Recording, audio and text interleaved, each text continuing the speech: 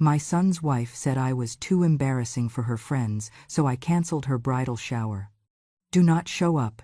You look absolutely embarrassing. Harper Sloane screamed those words at me the moment I stepped out of my kitchen, holding a tray of warm oatmeal cookies. I had baked them out of habit, the same way I used to bake for Lucas when he came home from school, believing that maybe the scent of cinnamon and butter could make any space feel safer. But that morning, nothing felt safe anymore. Harper's voice cut through the air like a sharp blade, slicing into the quiet of my home, a home that had never heard shouting until she walked into it. She narrowed her eyes at me, lips twisting as if my very existence offended her. "If you show your face at my bridal shower," she snapped, "I swear I will be humiliated in front of the whole town." Her friend let out a sharp, mocking laugh, and the two shared a look that made me feel small in my own hallway. I stood there with my tray, my hands trembling not from age, but from the shock of being spoken to with such venom. For a moment I wondered if I had misheard, but the cold gleam in Harper's eyes told me she meant every word. 30 years in this house, and no one had ever shouted at me, mocked me, or tried to belittle me like that. I tried to steady my breath, to hold on to dignity. But her cruelty cut deeper than I expected. This was not stress. This was superiority, disgust, a desire to erase me from her perfect picture. I looked at Lucas. He said nothing. He would not even meet my eyes. And that silence hurt worse than anything Harper could have said. "Seriously, Sarah," she said, using my first name like I was a stranger. "Do you ever look at yourself before leaving your room? People will think Lucas dragged some charity project into his wedding photos." Her friend laughed again, and the sound echoed down the hallway like an insult smeared across the walls. I felt the warmth of the cookie tray leaking into my forearms as I held it too tight, like a lifeline. About 250 words had passed since she first spit her anger at me, and I could feel the pressure inside me building, the kind of pressure that whispers a warning before a heart cracks. I closed my eyes for a second, just long enough to breathe, then opened them again to face the cruelty standing in front of me. And if anyone listening to my story feels that justice deserves celebration, smash that hype button. Let us keep stories like this alive, echoing far, far away. Your support helps us bring understanding and love to those who deserve it. Thank you so much. Keep listening. Harper crossed her arms, tapping her heel against my wooden floor as though she owned the place. "Honestly, I am trying to build something elegant and classy," she said, "and having you there ruins the atmosphere. You do not match us. You never will." Her words pressed against my chest, cold and deliberate. I looked at Lucas again, hoping for some sign of support, but he still stood silent, staring somewhere near the floorboards, as if the grain of the wood mattered more than the woman who raised him. My lips trembled before I managed to steady them. "This is still my home," I said softly. Harper rolled her eyes. "And it still smells like old lady furniture and cheap candles." Her friend snorted, trying to hide her laughter behind her hand. For a moment, I felt something in me flicker, the echo of who I used to be. The woman who handled 6 foster kids through trauma, night terrors, and court hearings. The woman who worked 3 jobs so Lucas could finish college without debt. That woman lived inside me still, even if Harper thought I was nothing but a stain on her luxury bridal plan. I set the tray down on the dining table because my arms no longer trusted themselves to hold it. I could not keep the tremor from my fingers, but I lifted my chin anyway. Harper glanced at my cookies and smirked. "Oh, please do not tell me you plan to bring those to the bridal shower. That is honestly pathetic." I did not answer. I could not. The words gathered in my throat but refused to move. My home, my quiet, humble sanctuary felt smaller, tighter, as if her cruelty squeezed the walls closer. But even in that shrinking space, I knew raising my voice would only feed the cruelty aimed at me. And yet, somewhere deep inside, beneath the hurt, something else began to stir. I did not know it then. But this moment, this humiliation, would become the spark that lit everything that followed. And as I looked at Harper, her flawless face twisted with arrogance, I understood one thing with absolute clarity. This was not the first time I had been hurt, but it would not be the last. And it would not be the worst. The worst was still coming. The moment my own son opened his mouth. I spent 18 years raising children who were not born from me but arrived from places that would have crushed most adults, and somehow that became the reason Harper Sloan and her family despised me. They never said it directly at first. They whispered, smiled tight, and let their judgment settle in the air around me. Their contempt began with my years as a foster mother. I never took in children for praise or attention. I did it because love was something I had to give, and the world never runs out of children who desperately need somewhere safe to land. Over nearly 2 decades, I opened my home to 6 kids, some bruised, some silent with trauma, some abandoned entirely.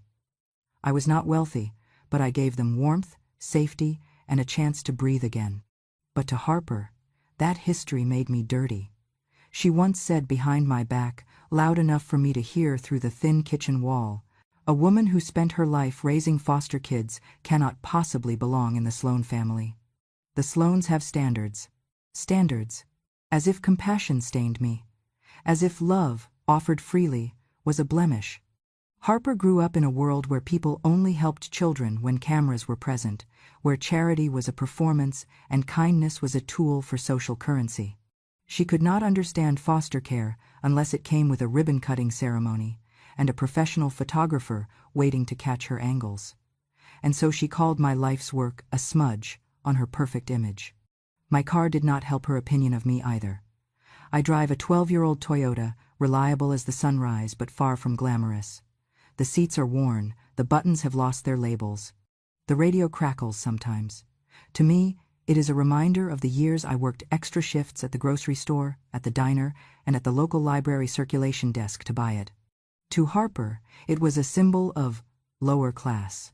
I once heard her snicker to her mother, "Sarah drives that thing around town. People will think Lucas married into poverty." My house offended them too. The Sloans lived in granite and stainless steel, while mine was small and warm, filled with mismatched quilts, scribbles on baseboards I never erased, and dents left by teenagers who later cried apologies. My furniture came from thrift stores, my curtains from a second-hand sewing machine, but every corner held a story of love they could never understand. Harper once walked through my living room and whispered to her mother, "It is embarrassing. It looks like a retirement cabin for underpaid teachers." Her mother nodded, as if I were not standing right there. As if my home were something filthy. As if simple meant inferior. They despised my work ethic too. For years I carried 3 jobs at once. I worked mornings at a diner, afternoons at a library, and nights cleaning offices. It was exhausting, but it was what I had to do to make sure Lucas never felt the weight of financial insecurity the way I had as a child. I did not tell him about the nights I slept only 2 hours.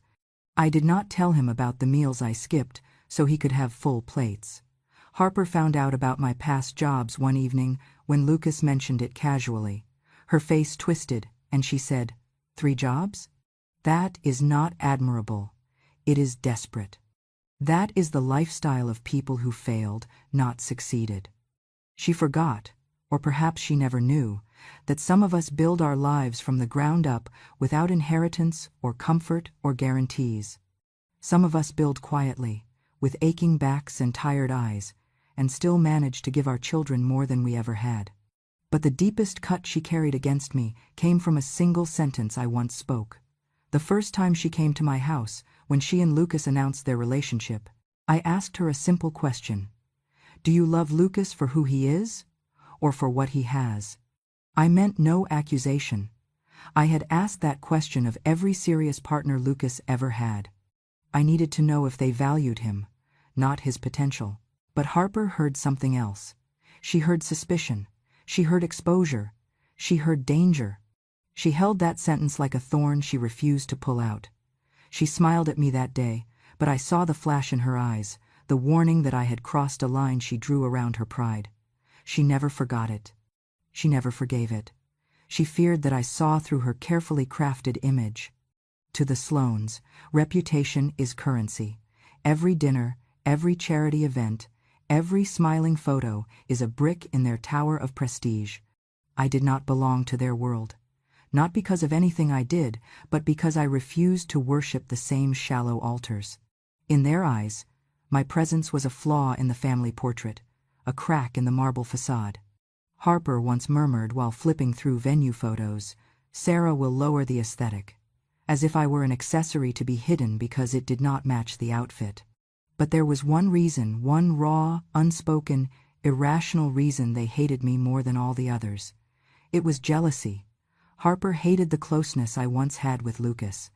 She hated that he used to call me his hero. She hated that when he was little, he ran into my arms when he was scared, not hers. She hated that he grew up telling people, "My mother is the strongest woman I know."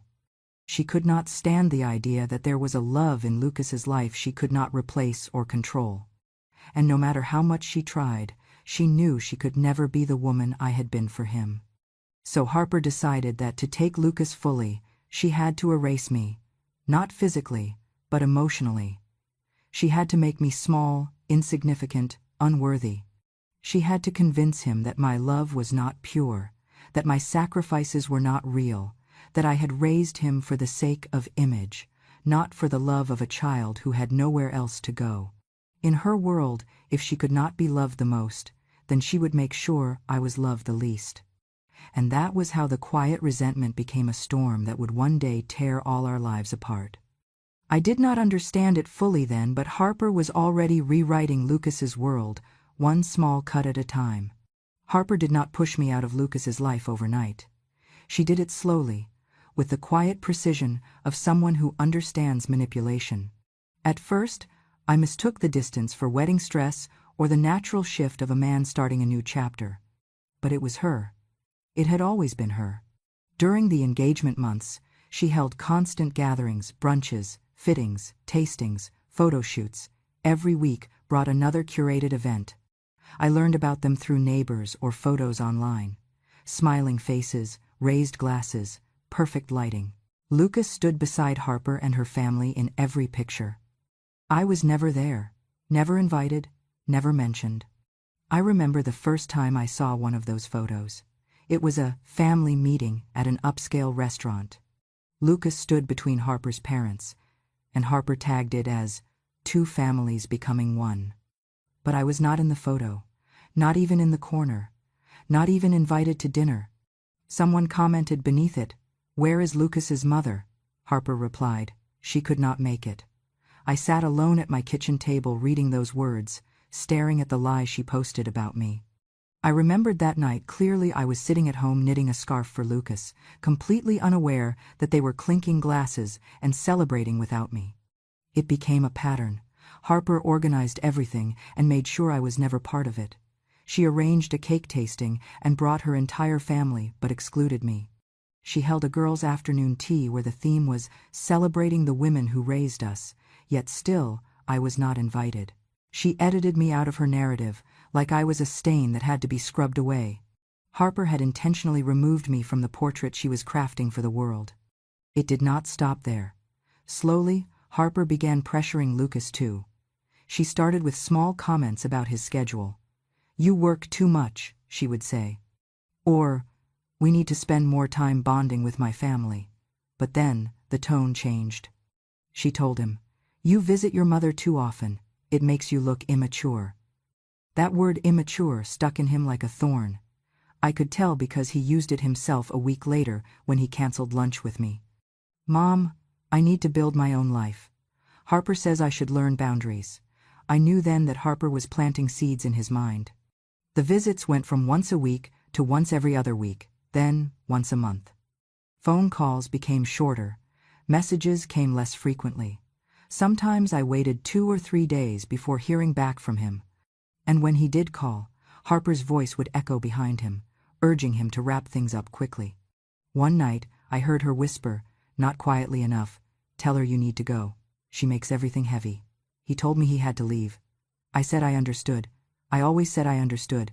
And the words she used to describe me, those words tore something inside me each time I heard them. She called me a burden.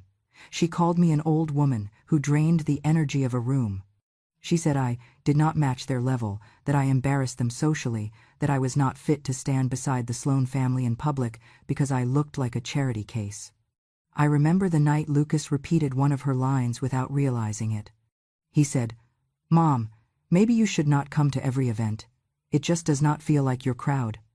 He said it softly, with hesitation, but the words were hers, the tone was hers, and I felt something inside me shrink. I tried to tell myself that I should be patient, that weddings often brought tension. But this was more than tension. It was erasure. With every exclusion, every lie, every manipulated moment, Harper tightened her grip on Lucas, and he drifted farther and farther from me. He stopped telling me about his life. He stopped asking about mine. He stopped looking at me with the warmth I once knew. Some nights, I sat alone on my couch, hands folded in my lap, wondering if motherhood could fade like a shadow. I whispered to myself once, as I stared at the empty living room, glowing under a single lamp. I have never been lonelier than I am now. Not even during the nights when the house was quiet and the children had finally fallen asleep, because loneliness from solitude is manageable. Loneliness from rejection is something else entirely. And nothing prepared me for how much worse it was going to get. Harper arrived without warning that afternoon, the sound of her heels hitting my wooden steps sharp enough to make my heart jump. When I opened the door, she was standing there with her mother, Vivian Sloane, both of them dressed as if they were heading to a gala rather than stepping into my modest home. Vivian barely offered a greeting, just swept her eyes across my living room with a stiff, judgmental tilt of her chin, the kind meant to make a person feel small without a single word spoken. Harper, arms crossed and brows raised, wasted no time announcing why they had come. "We need to approve what you plan on wearing to my bridal shower," she said, stepping past me before I could respond. Vivienne followed her inside, their perfume filling the room with an artificial sweetness that felt completely at odds with the chill they brought with them. For a moment, I simply stood there, unsure whether to laugh or to cry at the absurdity of being inspected like a schoolgirl preparing for her first dance. I forced myself to move. I went to my bedroom closet, hands trembling slightly as I selected 3 dresses that meant something to me. One was a soft blue dress I had worn to receive an award for foster parenting years ago, the memory of small hands gripping mine still clinging to the fabric in my mind. Another was a simple cream dress I had sewn myself, crooked stitches hidden along the hem but done with love. The third was a floral dress Lucas once said made me look soft, like springtime. I carried them out carefully and laid them across the back of my sofa. Harper took one glance and let out a laugh that cracked through the quiet of the house like a whip. "You cannot be serious," she said, lifting the floral dress with 2 fingers as if it were contaminated. "You plan to wear this? It looks like something picked out of a Goodwill bargain bin." My cheeks warmed with embarrassment, but I said nothing. Vivienne stepped closer, her lips curled into a polite smile that held no kindness. "We are trying to keep the bridal shower elegant," she said, "not turn it into a mountain town reunion for old ladies who knit by the fireplace." Harper nodded, pleased that her mother's cruelty aligned with her own. Then she looked directly at me, tilting her head as if studying an object she wanted to fix but deemed beyond repair. "Honestly, Sarah," she said, "none of these work. Actually, nothing you own will ever match the theme." I set my hands gently on the back of the chair beside me, both for balance and to calm the shaking that threatened to show. "I can find something else," I whispered. Harper waved the idea away with a flick of her wrist. "No, you do not need to. You know what is best. You should not come at all." Her voice sharpened. "You will only embarrass me. You always do." The words hit harder than they should have, harder than I was prepared for. But before I could recover, she delivered the final blow, the one that would echo long after she left my home. "It is better if you stay away. You make me uncomfortable. You make Lucas uncomfortable. And you make people wonder why he is marrying into your mess of a background." She paused, savoring the moment. "You make us look low." I felt something fragile crack inside my chest, but I still tried to steady myself. "Harper," I said quietly, "I never meant to make anyone uncomfortable. I just wanted to support." She cut me off. "Support? The best support you can give is staying invisible." Vivienne nodded approvingly, and for a moment, I wished the floor would open beneath me, just so I could escape the shame burning through my skin. But nothing could have prepared me for the words that came next. Lucas walked into the room. My heart lifted for a moment because I thought he would defend me. I thought he would tell Harper and Vivienne to stop. I thought he would remember the nights I stayed awake with him when he had nightmares as a child, the mornings I packed his lunches with little notes tucked inside, the winters we endured together in this house without enough heat but plenty of love. But instead, he looked at me with eyes that did not belong to the boy I raised. "Lucas," I said softly, pleading without meaning to. He took a breath, jaw tight, and then he said the sentence that split me open. "You are not my real mother." The room grew impossibly still. I felt every beat of my heart collide painfully against my ribs. "You picked me up," he continued, voice flat, "because you wanted to look like some charity angel. You used me. You used being a foster parent to make yourself seem noble. You used me to build your fake reputation." My vision blurred. I gripped the chair harder. "Lucas," I whispered, "that is not." But he took a step back from me, as if my presence was something toxic. "I do not want you at the bridal shower. You will ruin it. And honestly, Harper is right. You embarrass us." Embarrassing. Us. I did not recognize the man standing before me, the boy whose scraped knees I cleaned, whose fevers I soothed, whose future I worked myself raw to protect. Nothing of him felt familiar except the eyes life itself had given him. My breath thinned, my throat tightened, and heartbreak, not anger, shook me to my core. Harper slipped her arm through his, triumphant. Vivienne smiled, and I stood there holding the pieces of myself they had broken. None of them looked back as they left, not even Lucas. In that silence, I learned something. Pain like this does not fade, it forges you. That day became the root of my resolve. Albert Hayes came to my door 3 days after the dress-fitting humiliation, though he did not know anything about what had happened.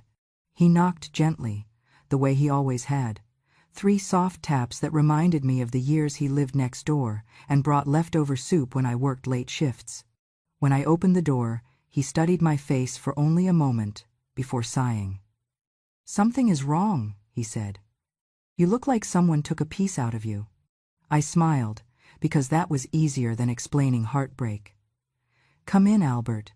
The kettle is still warm." He followed me to the kitchen, sitting in his familiar chair. He watched me move slowly around the room, and finally he spoke. "I should have told you sooner. I did not know if it was my place, but now I think you need to hear this." I stopped stirring the tea. "Hear what?"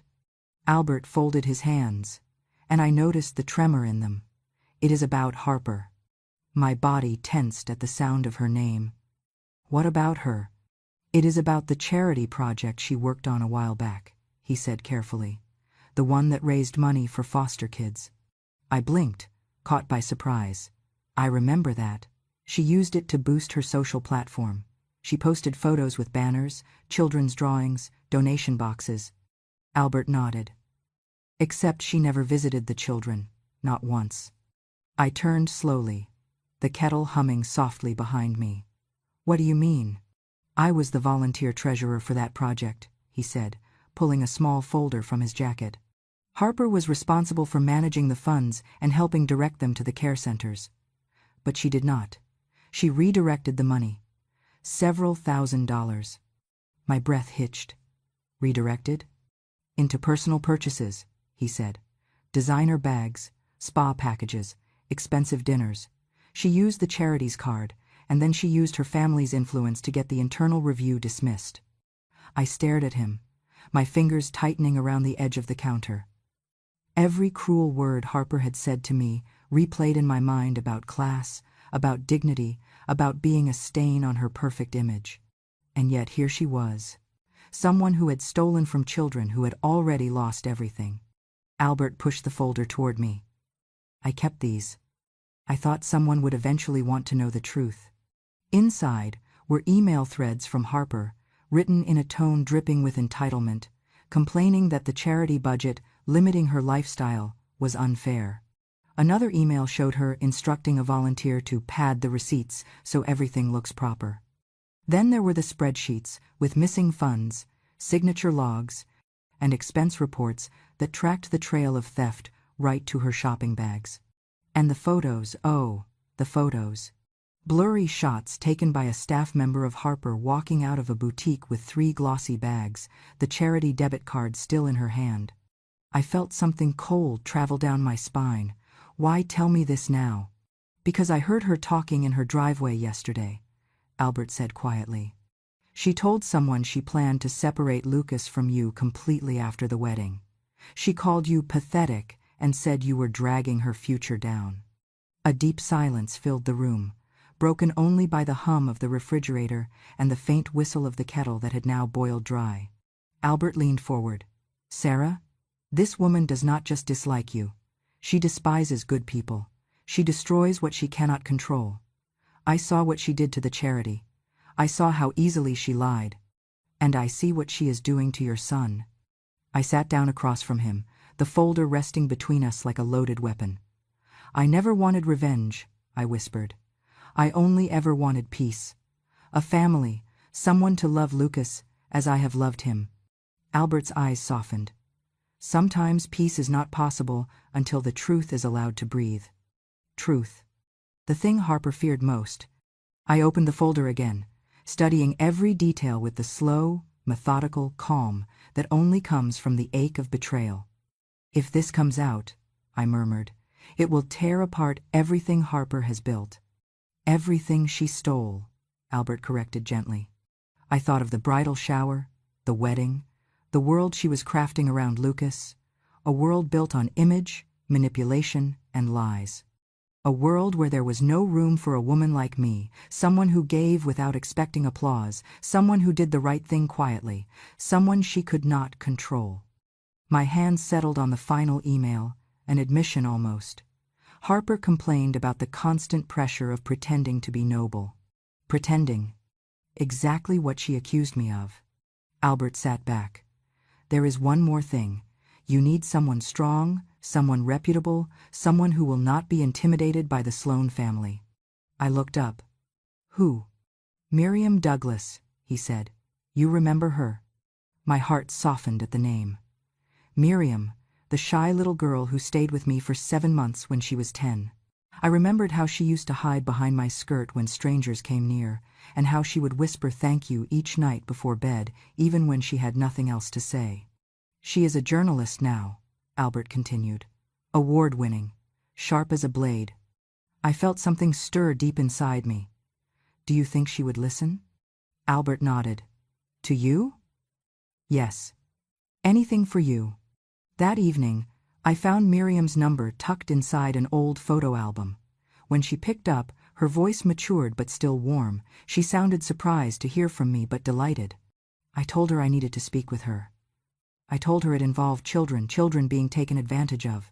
Her tone shifted instantly. Tell me where to meet you, she said. I will be there. We met at a small cafe near the edge of town. I handed her the folder. She read silently for 15 minutes, her expression tightening with each page. When she finished, she closed the file slowly, deliberately, like sealing a verdict.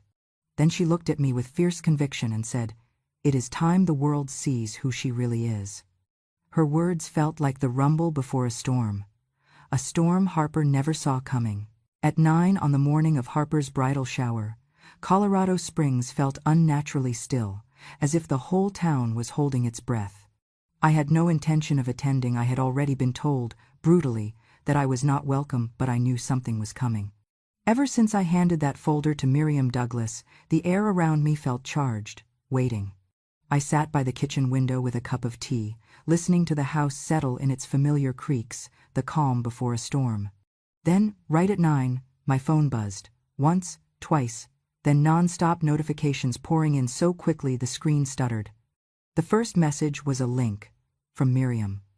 The headline flashed across the screen in bold, unforgiving letters. Bridal influencer Harper Sloan under investigation for embezzling funds from foster children's charity. Not a whisper, not a rumor, a headline. The article spread instantly across social media, local news, community forums, even the regional homepage. Miriam delivered everything she promised. Verified numbers, authenticated screenshots, time-stamped photos, every detail was laid out with surgical precision. There was no escape, no spin left. Within minutes, furious comments flooded in. Disgusting. How could anyone steal from foster kids? I always knew she was fake. This is unforgivable. Arrest her. The name Sloane, once spoken with admiration, was suddenly drenched in outrage. Messages surged like a storm. Charity donations paused, then frozen, then reversed. Sponsors withdrew. Boutiques and cafes publicly condemned Harper. Even a tiny flower shop refused to support exploitation. Within 30 minutes, Harper's Instagram turned into a battlefield. Thousands unfollowed. Others demanded answers. Some tagged the police. Former collaborators posted vague statements about misaligned values. The collapse was fast, merciless, complete. Then the police department released its official statement. The Colorado Springs Police Department has initiated a formal review of the financial records related to the Foster Bridge charity project. Evidence suggests possible misappropriation of funds. Individuals involved will be contacted for questioning. I read those words twice, letting them settle into my bones. This was not gossip. This was not revenge. This was justice, the kind of justice that arrives slowly, quietly, steadily, and then all at once. My phone rang. It was Albert. "Turn on the local news," he said. "You need to see this." I switched on the television. A reporter stood in front of the Sloane family home, microphone in hand, the wind lifting her hair. Behind her, police cars were parked at the curb. The reporter spoke with practiced calm, but the underlying tension was unmistakable. At this hour, investigators have arrived at the residence of the Sloane family. While no official charges have been made, sources indicate that evidence collected from the charity's financial records raises significant concerns. Neighbors gathered across the street, whispering to one another with wide eyes. Cameras flashed. A drone hovered overhead. The Sloane house, once a symbol of perfect social standing, now looked like a stage where the facade had finally cracked. Harper had not stepped outside yet. She was still inside, unaware of the full weight of what awaited her, unaware that the world outside her door had shifted dramatically in a matter of minutes. Her bridal shower brunch was scheduled to begin at 10. By 9:30, half the guests had already canceled, citing personal reasons, though anyone following the news knew exactly why. I leaned back in my chair, hands around my mug, feeling no joy, only a deep, steady stillness, the kind that comes after bleeding stops but before healing begins. This was never revenge. It was truth, stepping out of the shadows, letting the world finally see what I had always seen. Harper spent years building a tower of mirrors. That morning, a single headline shattered everyone. She did not know it yet, but the real storm, the one waiting at her venue, had only just begun. Harper arrived at the bridal shower venue expecting cameras, flowers, and praise, but instead found a locked glass door staring back at her. She yanked the handle, confused, then pressed her hands to the glass. Inside, no decor, no tables, no flowers, no staff, just darkness, as if the event had never existed. Her heels echoed as she circled the building, pulling at every door, calling for anyone to fix what she assumed was a small mistake. But the venue was empty. Even the parking lot held only her car. Then her phone buzzed once, twice, then nonstop. Vendors canceling one after another, the florist refusing, the caterer withdrawing, the bakery rejecting her, the DJ condemning her. Her breaths grew frantic. She trembled as she returned to the front of the building, and that was when she saw me stepping out of Albert's car. She pointed at me, voice cracking into a shrill scream. "You did this. You did this to me. You canceled everything. You ruined my bridal shower. Did you call them? Did you threaten them? Did you go behind my back?" Her panic twisted into hatred.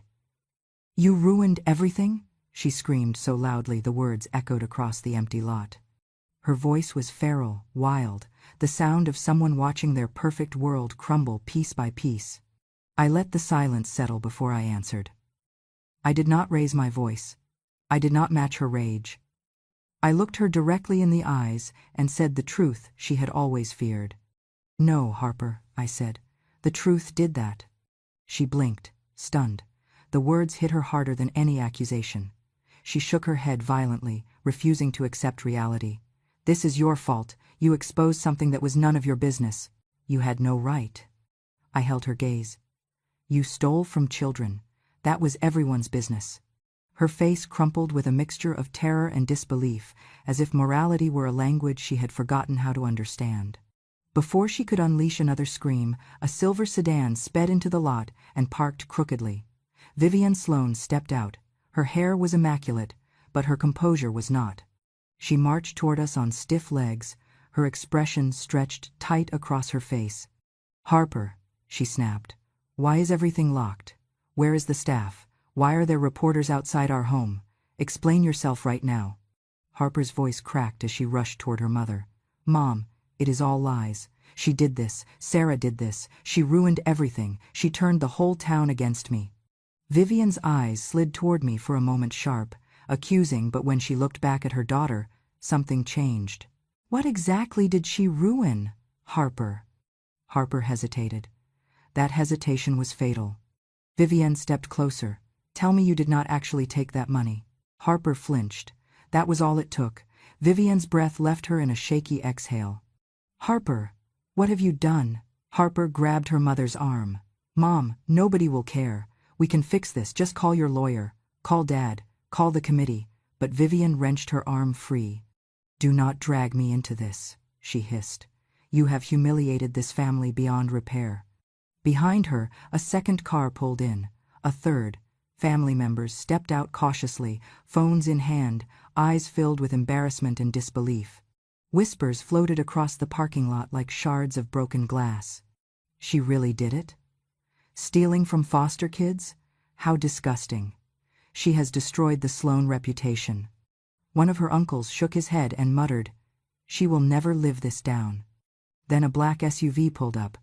Harper's father stepped out, shoulders stiff, jaw clenched so tightly that the muscles in his face twitched.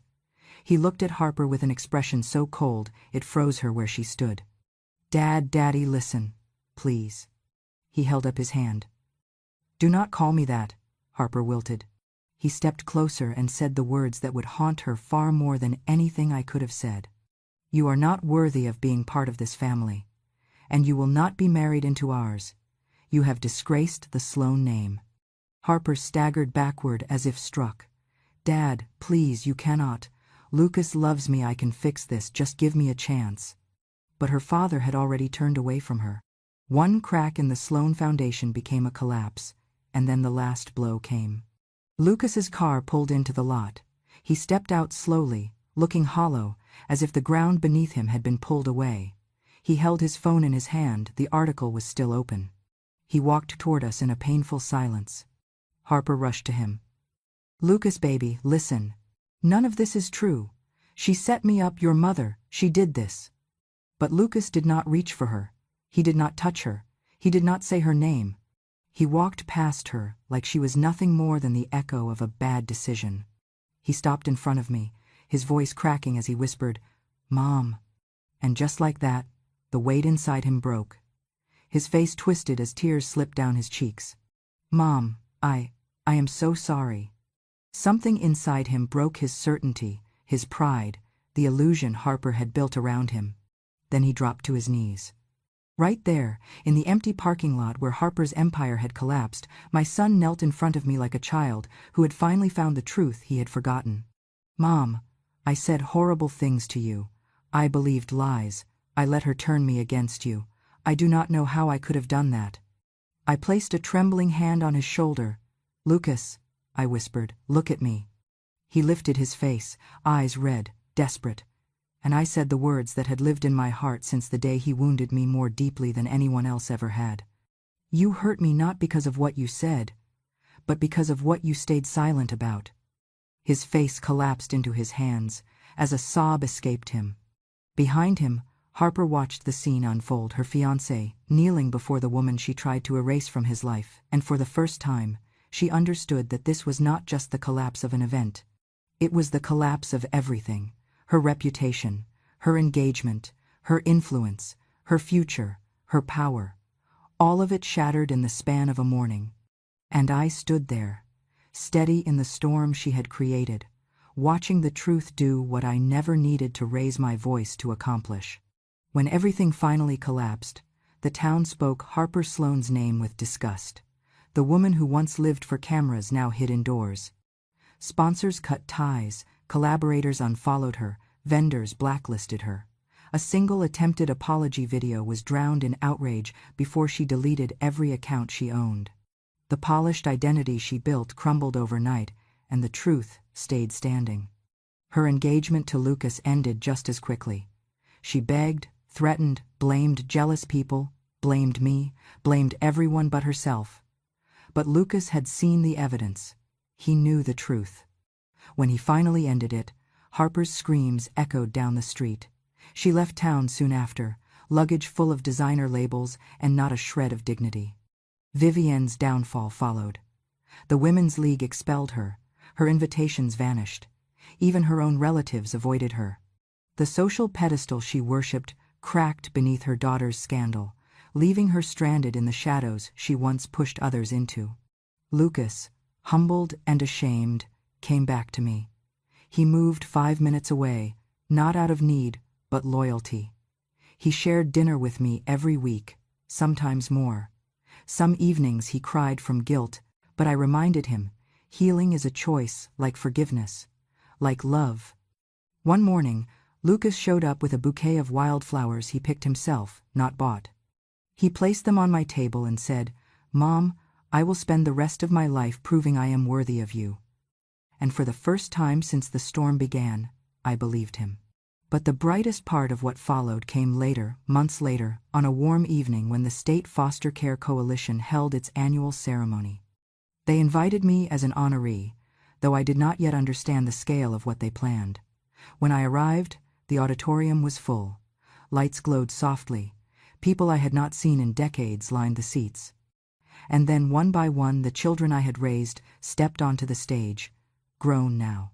Some with families of their own, some with careers I would have never imagined when they were little and scared and hurting under my roof. They hugged me, each one, long, trembling embraces that brought tears to my eyes. One said, "You were the first person who ever cooked a meal just for me." Another whispered, "You saved me." A third slipped a note into my hand, "You taught me I mattered." And then Miriam Douglas walked up to the microphone. Her voice was steady, warmed by emotion and purpose. She spoke about the case she published, the one that exposed Harper. She spoke about corruption, justice, and truth. But then she shifted. She spoke about me. About the nights I sat beside her bed when she had night terrors. About the shoes I bought her when her only pair broke. About the way I told her she deserved kindness even when she did not believe it. "People like Sarah May Hollinger," Miriam said, "do not climb social ladders. They build bridges. They change lives quietly, consistently, without applause." And tonight, we are here to applaud what she never sought praise for: a lifetime of real love. The room stood, every person.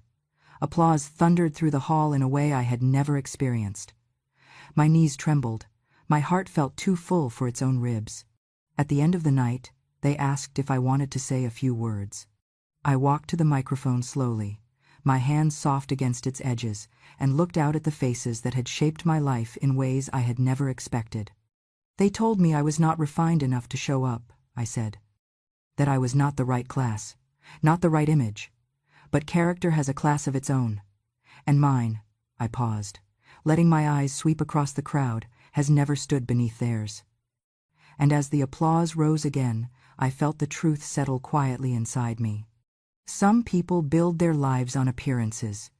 I built mine on love. And love, in the end, is the only thing that never collapses.